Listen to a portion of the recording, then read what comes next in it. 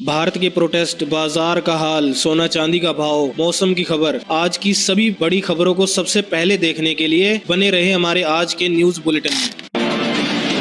तो Delhi high court ने आशीर्वाद एमपी चक्की आटा बनाने वाली कंपनी आईटीसी को बड़ी राहत दी है। फसाई ने आटे के पैकेज पर 100% आटा लिखने पर कंपनी का लाइसेंस रद्द कर दिया था, जिस पर हाई कोर्ट ने रोक लगा दी है। फसाई का कहना था कि ऐसे लेबल ग्राहकों को भ्रमित करते हैं और मई 2025 की एडवाइजरी के खिलाफ हैं। वहीं आईटीसी का कहना है कि उनके पैकेट में साफ लिखा है कि इसमें 100% आटा है और 0% मैदा है। कोर्ट ने फसाई के दावे पर एक हफ्ते में जवाब मांगा है और अगली सुनवाई 9 सितंबर को होगी।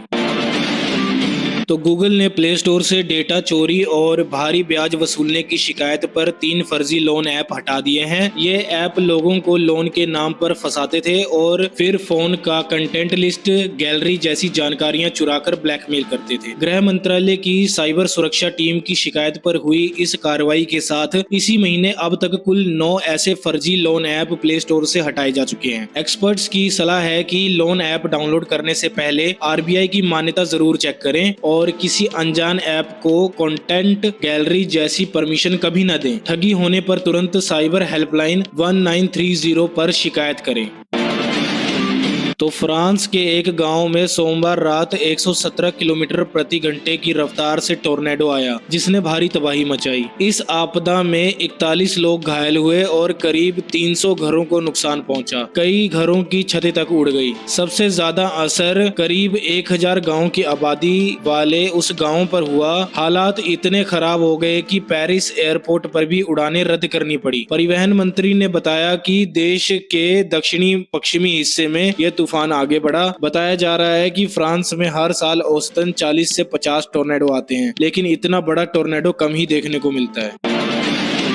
तो राहुल गांधी और खड़गे ने जनगणना 2027 में जातिगत आंकड़ों को लेकर केंद्र सरकार को चिट्ठी लिखी है। कांग्रेस का कहना है कि पिछड़ा वर्ग के आंकड़े नहीं जुटाए जा रहे, जबकि बिहार, तेलंगाना जैसे राज्यों में यह प्रक्रिया पहले ही अपनाई जा चुकी है। पार्टी की मांग है कि जनगणना में हर तबके की सही गिनती हो, ताकि आगे की नीतियां सही आंकड़ों पर आधारित हों। बता दें कि जनगणना 2027 में करीब 40 सवाल पूछे जाएंगे और यह देश की पहली डिजिटल जनगणना होगी, जो 2 चरणों में पूरी होगी। इसके लिए सरकार ने 11,718 करोड़ रुपए मंजूर किए हैं।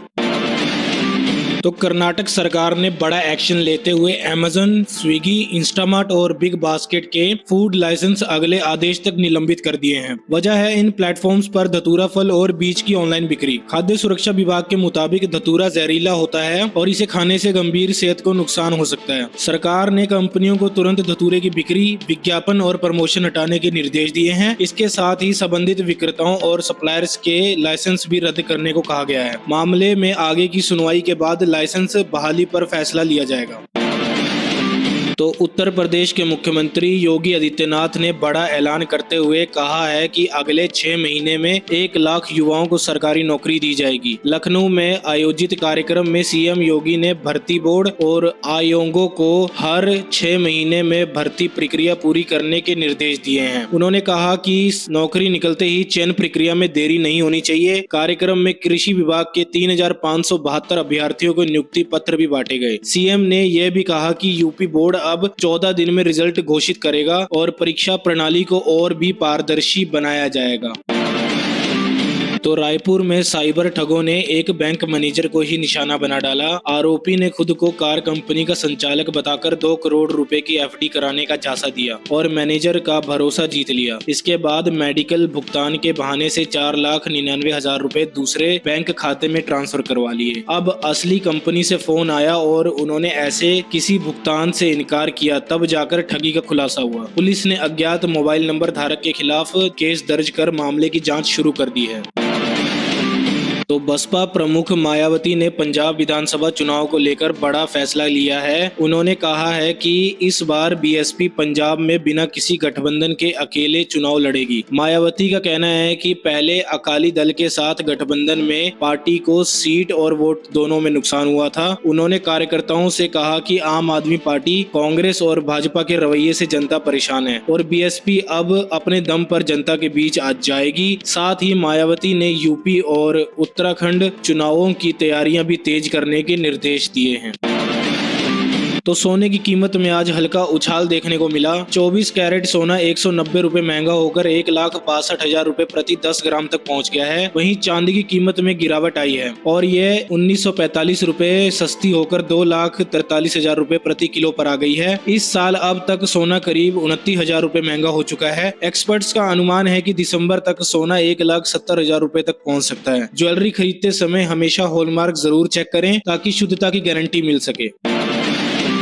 अगर आप अपने बच्चे के भविष्य के लिए निवेश शुरू करना चाहते हैं तो पब्लिक प्रोविडेंट फंड यानी पीपीएफ एक अच्छा विकल्प हो सकता है। इस पर स्कीम में फिलहाल 7.1% सालाना ब्याज मिल रहा है। माता पिता सिर्फ 500 रुपए से बच्चे के नाम पर खाता खुलवा सकते हैं। नियम के मुताबिक एक अभिभावक एक ही बच्चे के नाम पर खाता खोल सकता है और सालाना 1.5 लाख रुपए तक जमा किए जा सकते हैं। यह अकाउंट 15 साल में मैच्योर होता है और बच्चे के 18 साल का होने पर उसे खुद हैंडल करने का अधिकार मिल जाता है। इस पर टैक्स छूट का भी फायदा मिलता है।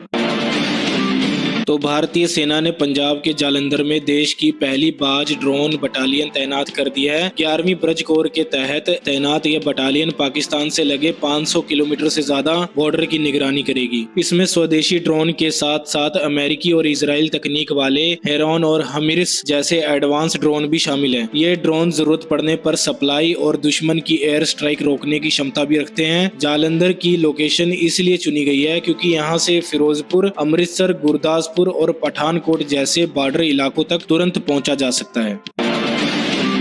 दिलीप ट्रॉफी 2026 के क्वार्टर फाइनल में 15 साल के वैभव सूर्यवंशी ने कमाल कर दिखाया। ईस्ट जोन की तरफ से गेंदबाजी करते हुए उन्होंने सिर्फ 4 गेंदों में 2 विकेट झटक दिए। उन्होंने अपने दूसरे ओवर की दूसरी गेंद पर ही एक के बाद एक 2 बल्लेबाजों को आउट कर दिया। हालांकि बैटिंग में वह कुछ खास नहीं कर पाए और सिर्फ 8 रन बना ही सके। बहरहाल इतनी कम उम्र में इस तरह की गेंदबाजी परफॉर्मेंस ने उन्हें एक बार फिर सुर्खियों में ला दिया है। आपका हमारे चैनल पर बने रहने के लिए बहुत बहुत धन्यवाद। हमारे चैनल कर्म समाचार को लाइक, शेयर और सब्सक्राइब करना ना भूले दोस्तों।